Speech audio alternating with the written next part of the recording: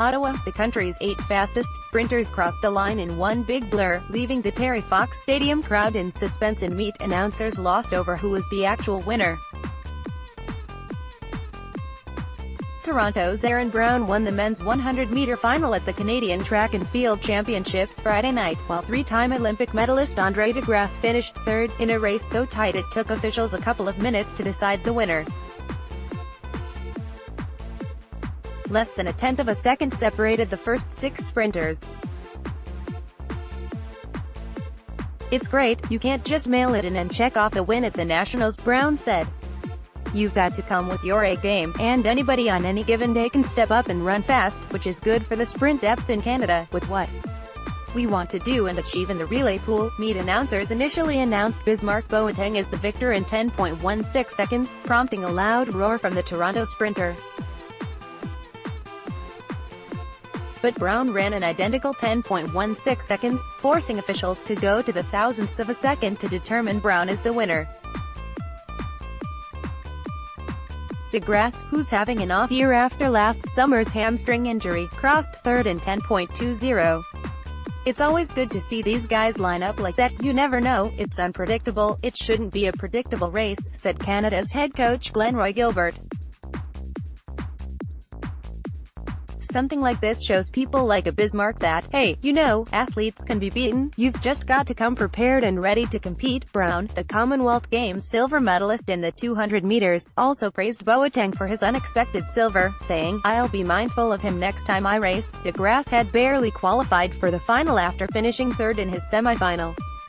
The 23-year-old from Markham, ONT, had to wait to see if he qualified on time, which was 7th fastest overall, enough for a spot in the final. Crystal Emmanuel of Toronto won the women's 100 in 11.34.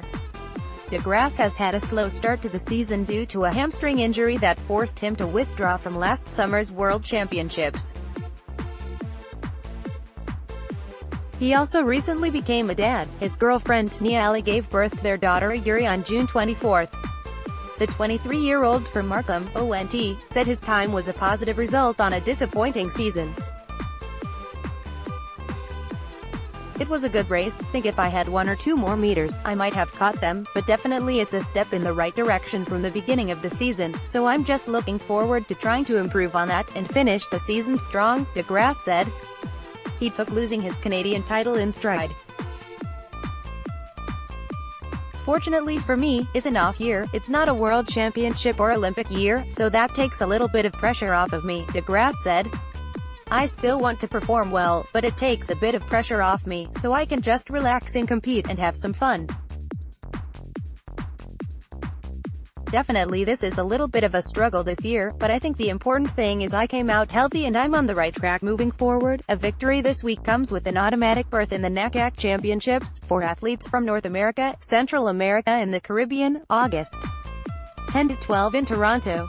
The NACAC meet at the University of Toronto is a qualifying event for next year's World Championships in Doha.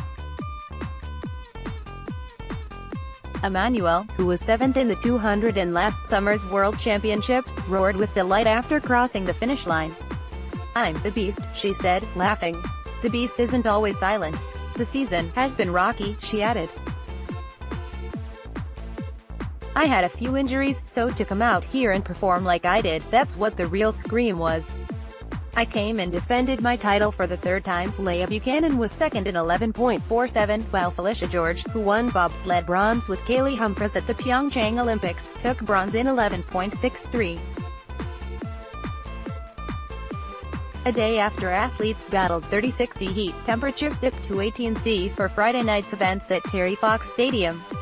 Other winners Friday included Christabel Nutty women's in the long jump, Jared Curran men's long jump, Rachel Andres in the women's discus, Alexa Porpachi in women's high jump, and Tim Netto in men's shot put.